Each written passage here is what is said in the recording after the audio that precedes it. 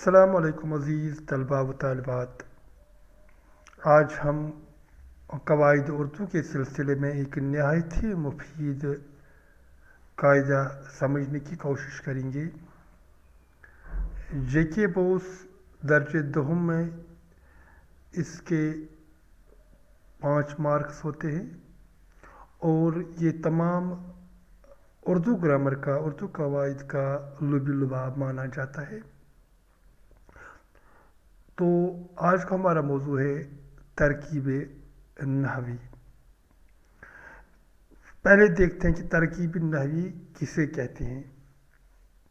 کسی جملے میں الفاظ کے باہمی تعلقات کے ظاہر کرنے کو ترکیب نحوی کہتے ہیں۔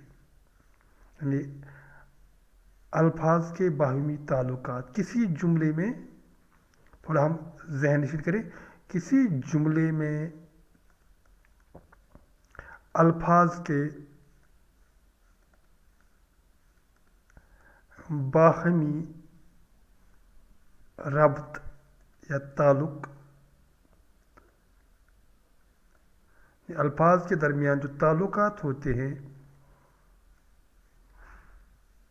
جب ہم ان کو ظاہر کرتے ہیں تو اسے ترکیب نحوی کہتے ہیں۔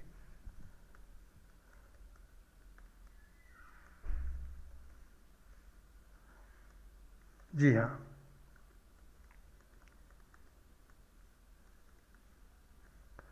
تو یہ ہمارے پاس ایک ڈیفینیشن آتی ہے۔ کسی جملے میں الفاظ کے باہمی تعلقات کو ظاہر کرنے کے عمل کو ہم ترکیب نحوی کہتے ہیں۔ تو یہ علم نحو سے ماخوذ ایک اصطلاح ہے۔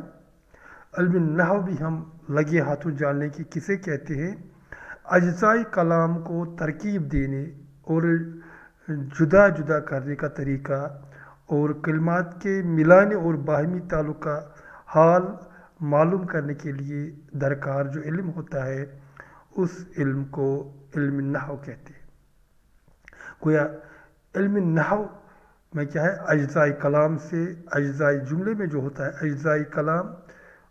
اجزائے کلام سے منسلک جو علم ہے، ہم کیسے اسے جدا جدا کرتے ہیں، ہم اس اجزائے کلام کو ترکیب دیتے ہیں، سینتھسس کرتے ہیں، ترکیب دینا اس کا، یا پھر انالیسس کرنا، جدا جدا کرنا۔ تو ہم ایک بار پھر دوہرائیں، اجزائے کلام کو ترکیب دینے اور جدا جدا کرنے کا طریقہ اور کلمات کے ملانے اور باہمی تعلق کا حال معلوم کرنا، یہ علم نحو کے ذیل میں آتا ہے۔ تو ترکیب نحوی جب ہم کرتے ہیں تو ترکیب نحوی کی پوری دنیا مرکبات سے آباد ہے۔ یہ بات آپ ذہن نشین کیجیے، اس پر ہم نے پہلے بھی ایک درس دیا ہے کہ مرکبات کیا ہوتے ہیں۔ تو ترکیب نحوی کی پوری دنیا ہے، یہ مرکبات سے آباد ہے۔ تو وہ مرکبات ہمارے پاس کون کون سے ہیں، ہم تھوڑا اس پر روشنی ابھی ڈالیں گے۔ تو ہمارے پاس مرکبات 2 قسم کے ہیں۔ ایک ہے مرکب ناقص۔ مرکب کیا ہوتا ہے؟ مرکب ہمارے پاس ہوتا ہے الفاظ کا مجموعہ، الفاظ کا کوئی بھی مجموعہ جو معنی خیز ہو اسے مرکب کہتے ہیں۔ اگر وہ مجموعہ ایسا معنی دے کہ سننے والے کے ذہن میں کوئی شک و شبہ نہ رہے بلکہ اسے پوری بات سمجھ میں آئے، تو وہ مرکب تام کہلائے گا۔ اور اگر اس کے سننے کے بعد سننے والے کے دل میں، سننے والے کے ذہن میں سوالات اور تذبذب باقی رہے تو اسے ناقص کہیں گے۔ تو تام اور ناقص، جیسا کہ ہم نے یہاں لکھا، تام کہتے ہیں مکمل کو، یعنی مرکب مکمل جو ہوتا ہے اسے مرکب تام کہیں گے، اور جو مکمل نہ ہو اسے ہم کہیں گے ناقص، مرکب نامکمل ناقص۔ تو ہم نے مرکب ناقص کے بارے میں یہ جان رکھا ہے کہ مرکب ناقص کیا ہوتا ہے۔ یہ وہ مرکب ہے جس سے سننے والے کو پورا مطلب سمجھ میں نہ آئے۔ یہ وہ مرکب ہے، الفاظ کا وہ مجموعہ ہے جس سے سننے والے کو پورا مطلب سمجھ میں نہ آئے، اسے مرکب ناقص کہیں گے۔ جیسے میں ایک مثال یہاں لکھتا ہوں تو اس سے ہمیں خود بخود اندازہ ہوگا کہ سننے والے کا جو تذبذب ہے وہ دور ہوتا ہے کہ نہیں۔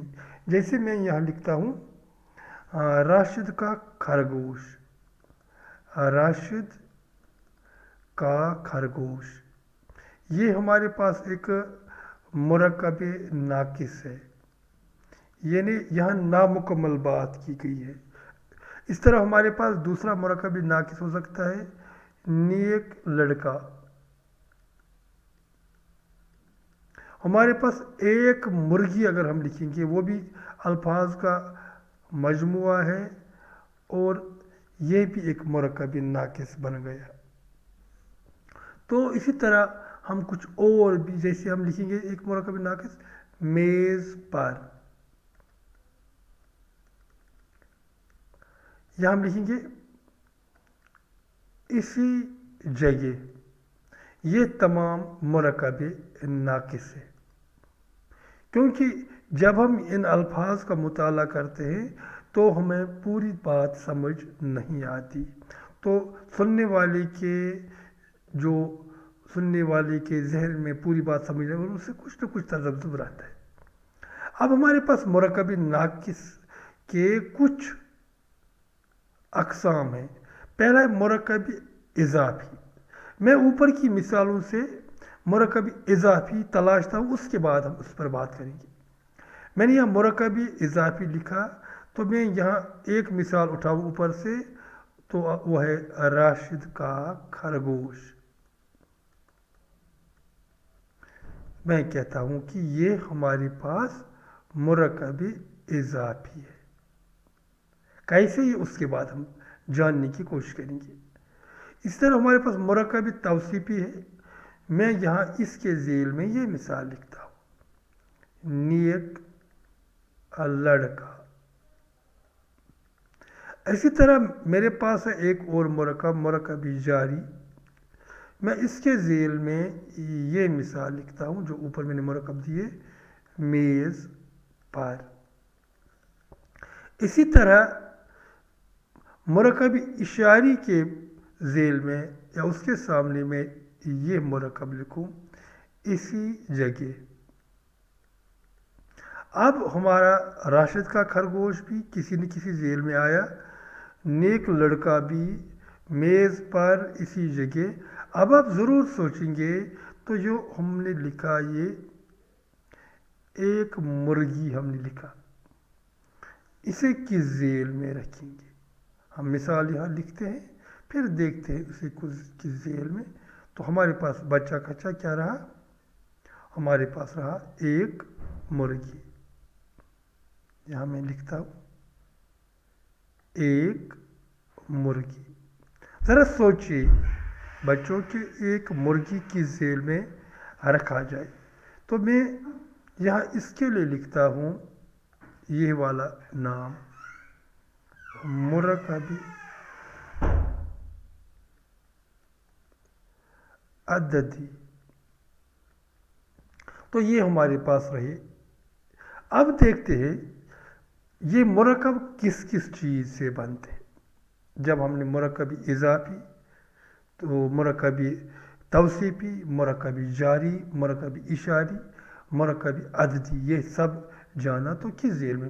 اس کے لیے ہم الگ پیج لیتے ہیں۔ پہلا ہمارا ہے مرکب اضافی، تو یہاں ہم مرکب اضافی پر بات کریں گے۔ پہلے مرکب اضافی کیسے بنتا ہے؟ یہ مرکب اضافی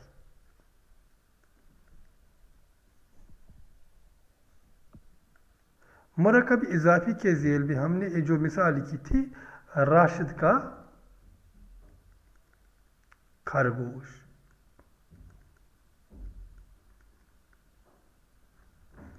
ہم اس کی انالیسس کریں گے، جو ہم نے ابھی کہا کہ جدا جدا کریں گے. یہاں اصل بات ہے خرگوش کی. یہ اس میں مضاف ہے. اور یہاں کا ہے، یہ حرف اضافت ہے. اور یہاں راشد ہے، یہ مضاف الیہ ہے. تو مرکب اضافی میں ہمیں مضاف الیہ اور حرف اضافت سے مرکب بنتا ہے.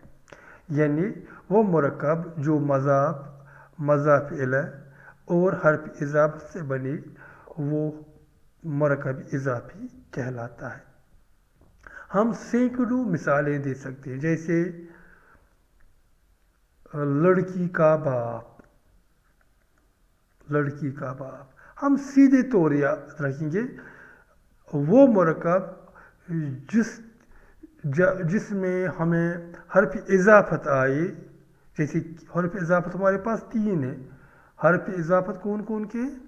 حرف اضافت ہمارے پاس یا تو ہوگا کا، یا ہوگا کی، یا ہوگا کے. ان سے بنا ہوا مرکب تو ضرور مرکب اضافی ہوگا. تو اردو میں پہلے آتا ہے مضاف الیہ، یاد رکھیے. اس کے بعد آتا ہے حرف اضافت، اور اس کے بعد آتا ہے مضاف. یہ یاد رہے. جبکہ فارسی میں ہمیں فارسی سے اردو میں بہت سارے مرکبات آئے ہیں. فارسی میں اس کے برعکس آتا ہے. فارسی میں علامت اضافت نہیں ہوتا. فارسی میں ہمیں پہلا لفظ ہوتا ہے مضاف، دوسرا ہوتا ہے مضاف الیہ. ہم فارسی کی مثالیں دیں گے. جیسے ہماری اردو شاعری میں آتش گل. جب ہم ان کا اردو میں ترجمہ کرتے ہیں ہمیں پتہ چلتا ہے یہ مرکب اضافی ہے، آتش گل. ہم فارسی میں جو ہمارے پاس مضاف ہوتا ہے، مضاف کے نیچے زیر ڈالتے ہیں جس سے چلتا ہے یہ مضاف ہے. جیسے آتش گل تو یہ مضاف ہے، تو گل یہاں مضاف الیہ ہے. فارسی میں ہمارے پاس حرف اضافت نہیں ہوتا. آتش گل، اور اردو میں اس کا ترجمہ کریں گے تو ہم کہیں گے گل کی آگ.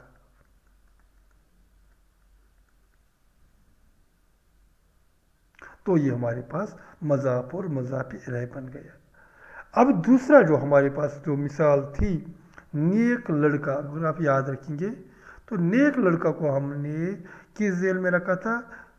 ابھی ہم نے اس کا نام رکھا تھا مرکب توصیفی.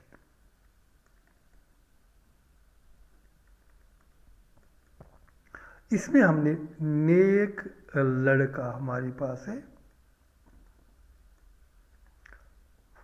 تو نیک لڑکا میں ہم انالیسس کریں گے کہ نیک کیا ہے اور لڑکا کیا ہے. نیک ہے ہمارے پاس صفت، کسی چیز کی، کسی اسم کی اچھائی یا برائی کا حال صفت کہلاتا ہے. اور لڑکا ہے یہاں صفت، لڑکا ہے یہاں اسم. تو جس کے لیے یہ صفت استعمال ہوا ہے اسے موصوف کہتے ہیں. گویا صفت اور موصوف کے ساتھ بنا ہوا مرکب کہلاتا ہے مرکب توصیفی. نیک لڑکا، ہم کہیں گے لمبی سڑک. یہاں لمبی ہوگی ہمارے پاس صفت، یہاں سڑک ہوگی ہمارے پاس موصوف. تو صفت اور موصوف سے بنا ہوا مرکب توصیفی کہلاتا ہے. اس کے بعد ہم نے لکھا تھا تیسرا مرکب، وہ ہے ہمارے پاس مرکب جاری. کیونکہ ترکیبی نحوی کے وقت ہمیں یہ ضرور جاننا ہوگا. مرکب جاری کے آگے ہم نے لکھا میز پر. جب ہم اس کا انالیسس کریں گے تو میز ہمارے پاس ہے اسم، पर हमारे पास है हर्फ जार। हर्फ जार से मिला हुआ इसम मजरूर कहलाता है। हम दूसरे मिसालें दे सकते हैं, स्कूल तक। तक है हर्फ जार और इस हवाले से स्कूल बना मजरूर। हम कहेंगे घर से मस्जिद, मस्जिद तक। तो यहाँ हमारे पास दो मरकबात है, ये जार है, इस हवाले से घर मजरूर, तक जार है, इस हवाले से मस्जिद मजरूर। इसी तरह प्यारे बच्चों हमने लिखा था एक मुरक्कब इशारी। मुरक्कब इशारी एक हमारा मुरक्कब था, उसके आगे हम लिखा था इसी जगह। इसी जगह, इसी जगह में हमारे पास जो दो लफ्ज़ आते हैं उनकी हम एनालिसिस करेंगे, अज्जाई उनकी हम तरकीबी नहवी करेंगे। तो इसी यहाँ है इसमें इशारा, वो इसम जिसे किसी चीज़ की तरफ इशारा किया जाए वो इसम इशारा कहलाता है, और जिस चीज़ की तरफ इशारा किया जाए उसे मुशार इलैह कहते हैं। इसी जगह हम ये कलम, ये होगा इशारा और कलम हुआ मुशार इलैह।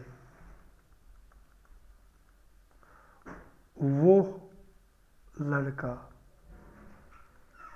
ये हुआ इशारा और ये हुआ मुशार इलैह। इसी तरह हम जब थोड़ा आगे बढ़ते हैं तो हमारे पास आता है एक और, जो हमने मिसाल दी थी उसी मिसाल के गिर्द वो हमारे पास था। हमने एक मिसाल दी थी जिस हमने नाम लिखा था एक लड़का, यानी वहाँ था मुरक्कब अददी, जहाँ हम अदद गिनते हैं। मिसाल थी एक लड़का। यहाँ एक अदद है, एक हमारे पास अदद है, और जो इसम गिना जाए उसे मादूद कहते हैं। तो इसी हवाले से हम कहेंगे दूसरी मिसालें,